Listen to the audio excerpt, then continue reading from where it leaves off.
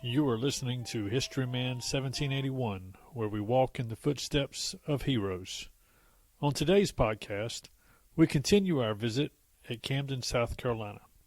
Located in the Midlands of South Carolina, it is situated on the Great Wagon Road that connected Philadelphia, Pennsylvania, to Georgia. Camden was the epicenter of the Southern campaign of the Revolution. Through its history, we hope to catch a glimpse of the national struggle for independence. Join us as we rediscover why freedom reigns.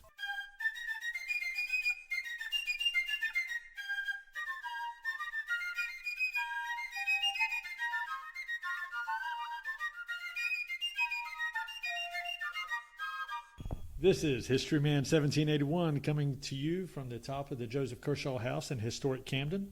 Today we're talking to Tom Oblak, U.S. Army Infantry retired, Historic Camden's gun captain. He's responsible for the demonstration crew out here at Historic Camden. Welcome, Tom. Hey, thank you. So, Tom, we're talking about Historic Camden and its role in the American Revolution. So what do you do here? I am the gun captain for the restored cannons. We have actually 4 working pieces that we use for demonstration and entertainment purposes.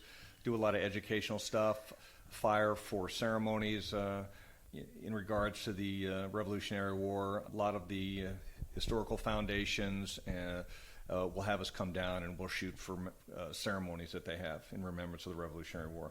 Well, how did you get this job? Well, it started out that one of the foundation members, who was also the president of the Camden Battlefield Preserve, Longleaf Pine Preserve, came to our church. He's a member of our church and was telling us that they were looking for volunteers at Historic Camden. We had just moved here, and when I retired, and I was very interested in learning more about the Revolutionary War. I hadn't actually come out to the site. And so he gave us a list of all the things that you could do to volunteer: a tour guide, volunteer, cleanup crew, whatever. One of them was bartender in the tavern, so I checked the block for that. I had to come to a training session a couple weeks later, or just an introduction thing, and took a tour and said, I could do the tour guide thing. So I trained to do the tour guide here on the site, and then also volunteered to learn about the battle so I could be a tour guide and staff ride historian out at the battlefield. And and I noticed that while I was here that they had cannons. They had 3 period cannons under a shed. They were just laying on the ground, basically on blocks.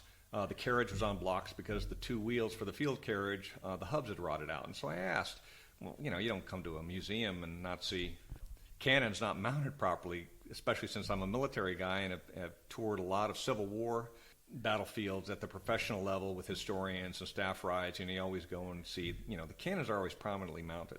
Anyway, I found out that those wheels had rotted out about 20 years ago. It had actually been, one of the cannons had been mounted, and one of the barrels had been mounted on a carriage for the bicentennial.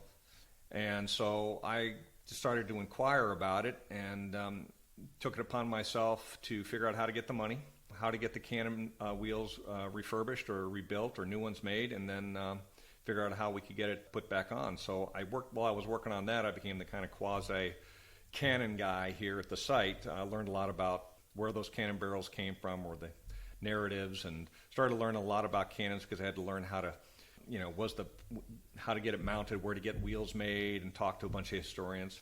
Lo and behold, in February of 2018, the South Carolina Battlefield Preservation Trust was going to be given 4 cannons. The guys down in the embassy, South Carolina, the guys who actually had these cannons made, they've had Revolutionary War and Civil War cannons made, and they would fire them for ceremonies, but they had just gotten too old to do it. And they were looking for a place that would use them properly for education, entertainment, and demonstrations. Historic Camden fit the bill. I'd been working on the restoration of these cannons here, was invited to come down with them to pick up the cannons, and did that. And on the way back, we got to talking about how we need to get crews trained. So we contacted Eric Nason, who is the commander of the 2nd South Carolina Continental Line. He's a reenactor, and he's authorized to fire the 6-pounder out of the State Museum. So we contacted him. He said, sure, we'll come down and train you. So 6 of us were standing there, and he looked around the group and says, okay, we need a gun captain. Who here has any military experience? Well, I was the only guy that had military experience. So I had 25 years in the infantry, and so I thought that qualified me to be kind of a safe, understand how range operations go. So I became the gun captain. I didn't really want it, but now that I did it, next thing to do was, after we got trained a trainer so I could train more cannon crews. Next thing was to become historically accurate and get uniforms and clothing and other accoutrements so that we could outfit the crews. And we ended up now, currently we have 14 volunteers. About 4 of them have purchased all their own uniforms. A lot of them have bought a lot of their own undergarments because the jackets are kind of expensive, but we're getting there. And we probably done, I think, 48 events since we've had the cannons. So the infantryman turns artilleryman. Well, the cannons are 3-pounder.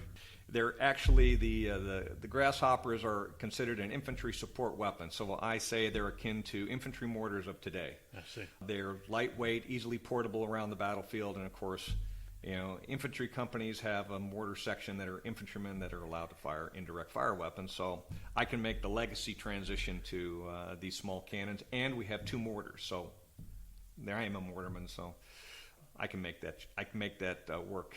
So the grasshopper cannons that you have, explain for our listeners what exactly those are and what it takes to run them. 3-pounder, that's the size of the ball that was used. Typically, in a field carriage, the one with the wheels and a trail, probably went up to about a 12-pounder is typically what you would see on the battlefield. Obviously, the weight of a 12-pounder, 6-pounder, 4-pounder, and 3 varies in size.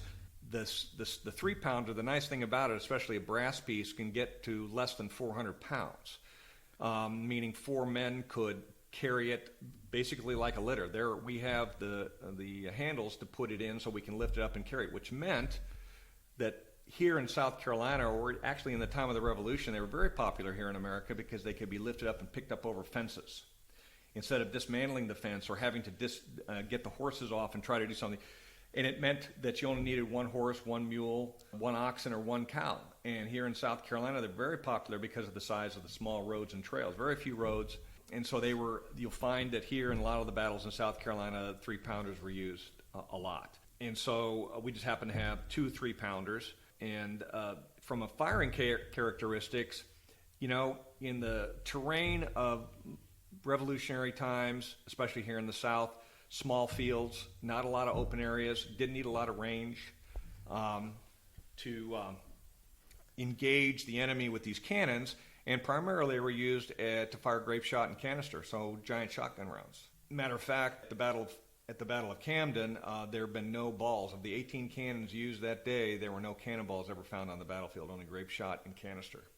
So that's a little bit about the cannons. They were just very popular, easy to maneuver, didn't need a lot of horsepower to transport them. You talked about the canister and the grape shot, that sort of thing. How many rounds of ammunition do they have on hand in stockpile? Well, there's a ready box on the grasshopper, and it would hold up to 24 rounds. Okay, so did they store 10 times that amount, 100 times that amount? There was, if you look at the manuals at the time, or the books about it, they did have a caisson or a small 2-wheel box that would fit to the end of the cannon, and that would be hitched up to the horse or the cow or the oxen and transported around. They probably had probably 100 more rounds there. The rest would have had to have been in the baggage train. Okay. Did they store some at Camden itself? Oh yeah, well there was a powder magazine. Magazine. So how much would they store there? It's interesting here. As far as cannons here at Historic Camden, we know that when the British arrived in end of May, by October, the chief engineer with Cornwallis's army here had sent a dispatch back to Charleston requesting 18-pound cannons for 5 redoubts and laborers and craftsmen to help build those redoubts.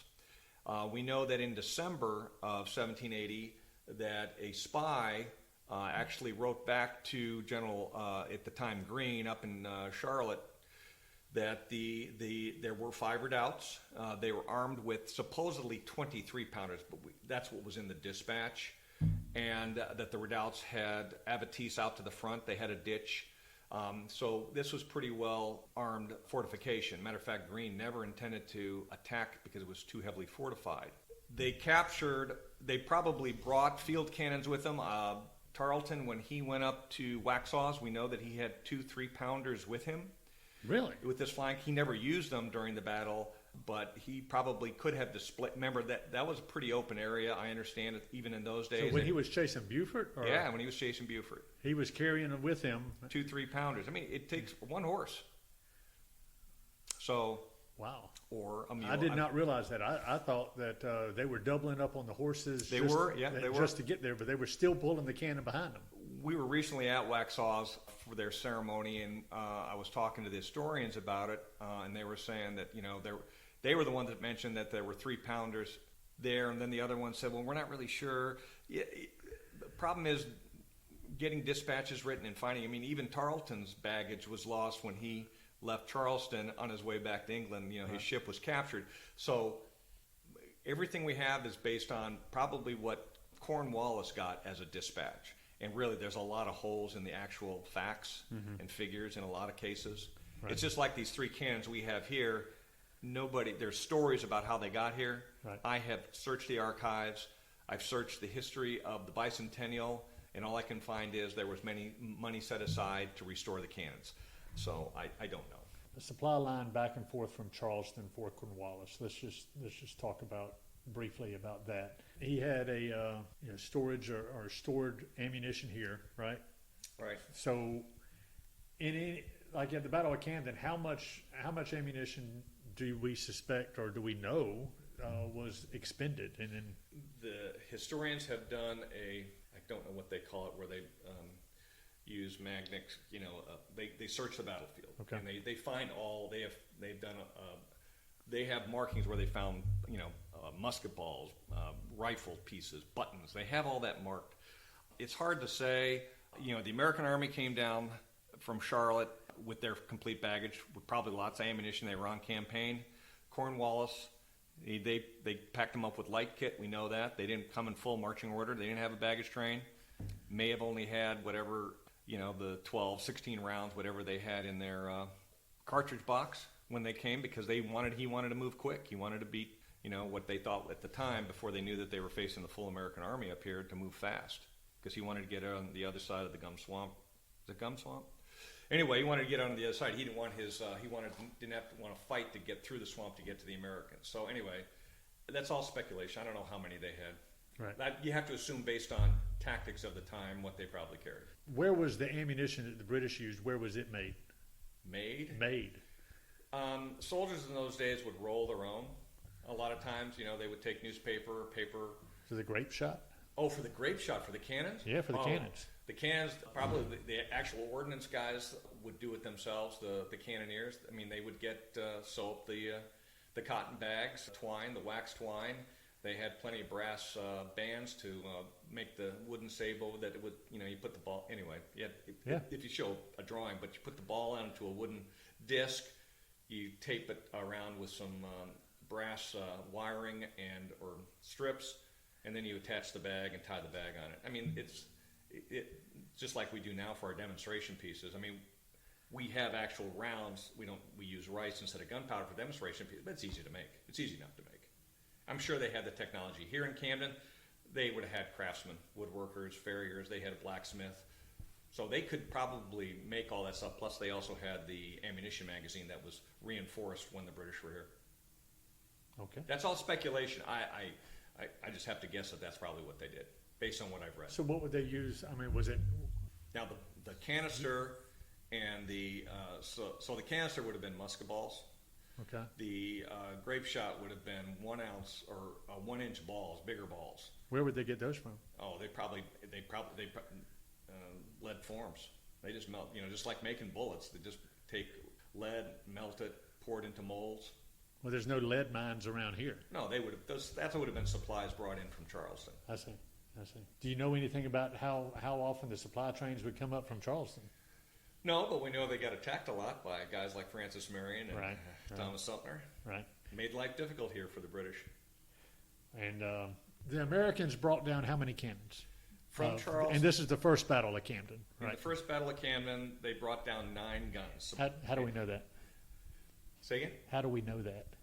It was written in Gates's report when he left, because up until the time before he left, his reports were being sent to Washington and stuff. So dispatches were going. So We know that he left Charlotte with 2 6-pounders, 4 4-pounders, and 3 3-pounders.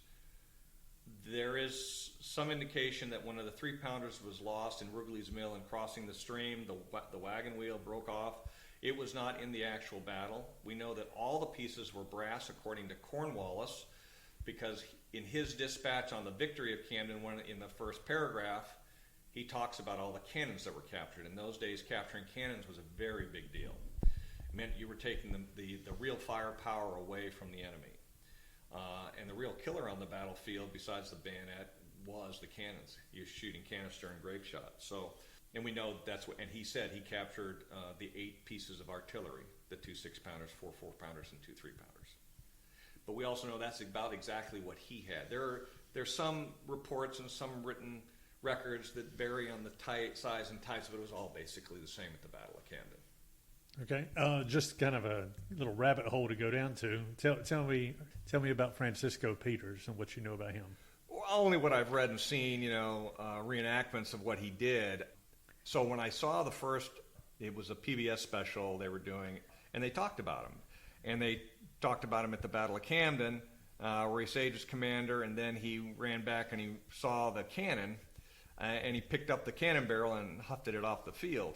I think they said it was a 6-pounder. There's no way a man is going to pick up. I mean, I know, people get in the heat of the exciting moment, they can pick up cars here, right? But a 4-pounder probably weighs about 2,000 pounds.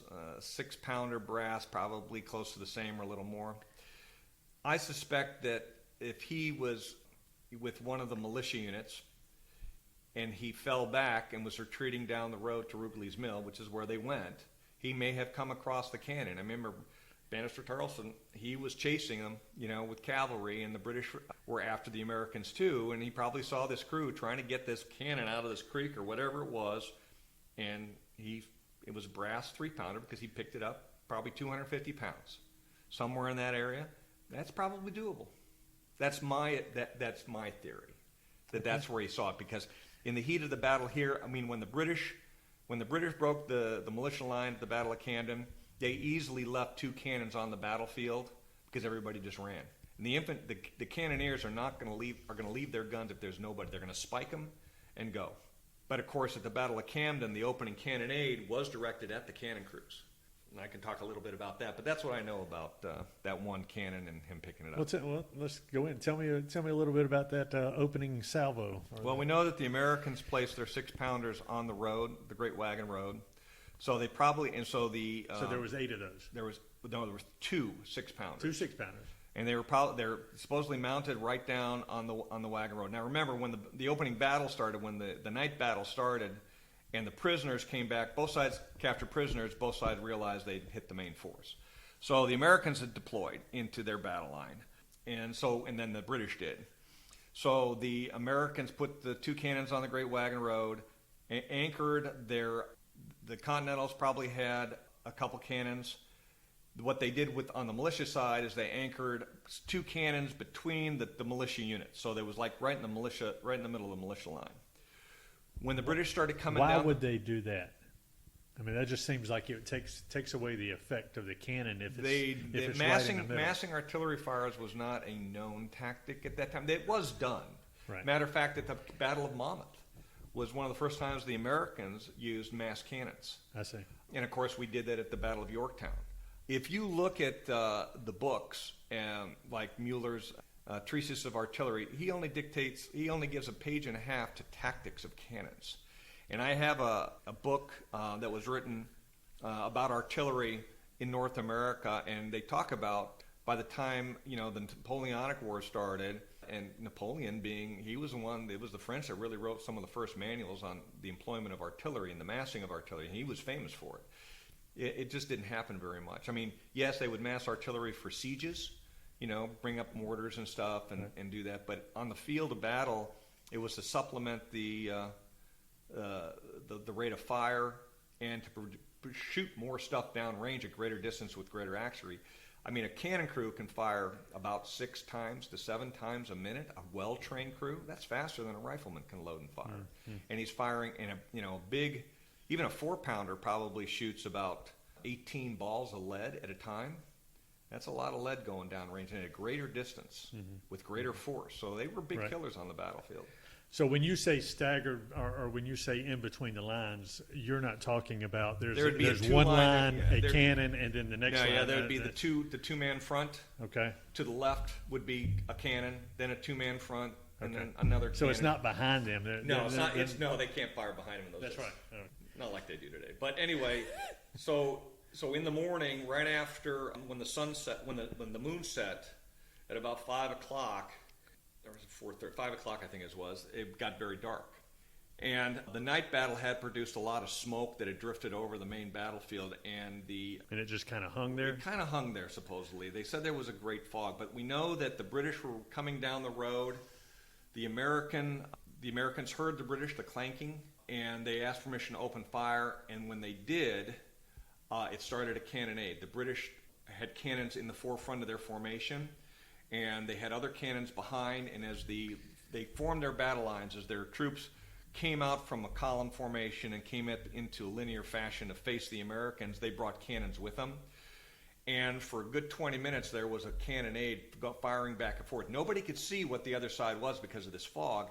And they talk about that the British cannon, the captain of at least the two guns, was pointing his crews at the orange flashes of the American cannons. They were probably with about 200 meters away. And this was a old growth pine forest, is that correct? Yes. And it's not like a big field that they're coming into. No, it's a longleaf pine forest, which meant the trees were a couple 125 years, mature trees. 2 men could stand behind a tree for cover. They were huge. The only underbrush was the grass. Right. And if they're working to preserve the battlefield to bring it back to that condition, they're a long way to having it done. But so there was plenty of fields of fire. And like I said, after the battle, when the archaeologists got out there, they found no cannonballs. Only grape shot and canister was fired that day because they were so close. Sure. You get to a point where you're going to shoot a cannonball because it fires farther. Well, you're within 200 meters, you're firing all that shotgun stuff. Right. For our listeners who have not listened to our previous podcast, the results of the first Battle of Camden were what? Total annihilation of the American force, pretty much. When you say annihilation, though, you're not talking about everybody died. No. I mean, it was the worst defeat by the American Army in South Carolina, or in the Revolutionary War, to be exact. Even above Charleston? Well, that was a capture. That was surrender. That was the worst surrender of American forces in the Revolutionary War. All right. So of the about 4,000 troops, about half of them were militia. They just disintegrated. When they saw the British come out to the point where they could be seen in the fog and dust and of the battle, and they saw the bayonets. Remember, the militia didn't have, well, some of them did. Some of them had only gotten the bayonets supposedly the day before, but they didn't even wait to fire because the British must have been within 200 meters or close enough to start volley firing, and a lot of the Americans didn't fire at all, and they just turned around and ran. That exposed the American flank. The Virginians held for a little while. Some of the Maryland, they tried to reinforce with the Delaware and the Marylanders to what they call oppose the flank, basically form an L to put a wall up there, but they really didn't get a chance to form very well, and of course then the cavalry came in and got behind around them. So the Continentals were left to fall back up onto the higher ground where eventually DeKalb was shot and wounded badly, and because of the terrain, a lot of the American forces were able to move into the swampy area and not be followed by the cavalry and escape. I mean, eventually, I think about 2/3 of the Continentals showed up back in Charlotte, but the militia had basically fell. There are numbers. We don't know the exact numbers, but it was not good. I mean, it was definitely the Americans took a higher number of casualties overall, plus captured. So from a military parlance, it was a complete, total disaster for the Americans. So tell me where the American Revolution went from there. Well, that was probably the lowest point. I mean, there was, when you think about it, when the British had tried to take Charleston before and they couldn't, and then they came back in 1780 and tried something different and were able to surround, and eventually, basically Charleston surrendered. But, the problem with the British was that they weren't going to pardon people, and they were a lot more strict with what they were going to do with prisoners, and they certainly didn't win the hearts and minds of the people, did they? No, they challenged people not to take up arms or they would be hung. There's guys like Huck, who was a loyalist, and he went around beating up and hanging anybody who was a patriot. They just didn't do. And then Ferguson, with his proclamation before the Battle of Kings Mountain, that says, you either join us or you not, or we're gonna do you bodily harm and all this stuff. I mean, it wasn't good. But, overall, by the time Greene got down here, and his tactics were different, he wasn't planning to win major battles. He was there to wear them down, which he did. But, overall, in the year that all the major fighting was on, the historians will tell you here in South Carolina, there were more battles, skirmishes, engagements than in any other state. Well, a smart historian from up north is going to tell you, yeah, but they were all small. Yeah, but if you look at the casualty figures of killed, wounded, and captured, it's over 1/3 of total casualties in the Revolutionary War were incurred here in South Carolina. That does not include the number of people, militia units or loyalists or patriots who fought for the cause, whose name was never recorded. Right. And that's probably the same for up north too. But when you look at the total, I think New York is probably the only other single state that had it. But when you look at what was going on in 1780, 1781, and what the British were trying to do to carve out the South, to keep it, and they couldn't. And ultimately it led them to, and Greene ultimately forced Cornwallis to expend his supplies and force him not to come back to Camden and get resupplies. So, he had to go to Wilmington, and then he decided to go to Yorktown, and we know what happened there. Yeah, I think it's important. So why were they fighting? Why were the Patriots fighting? I mean, we obviously had trade with England, right? So it's the whole taxation without representation. You want to be free, not having to pay taxes, be able to live with and not be subservient to the crown and one man. So that's why they were fighting. I mean, there's people signed up. All the colonies signed up for the Declaration of Independence and everything it stood for.